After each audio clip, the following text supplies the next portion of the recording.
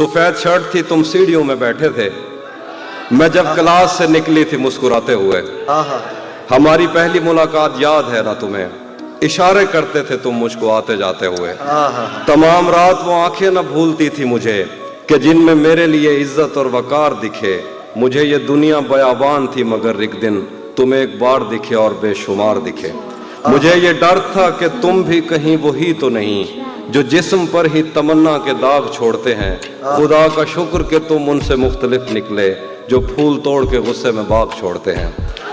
ज्यादा वक्त न गुजरा था इस ताल्लुक को कि उसके बाद वो लम्हा करी करी आया। छुआ था तुमने मुझे और मुझे मोहब्बत पर यकीन आया था, लेकिन कभी नहीं आया।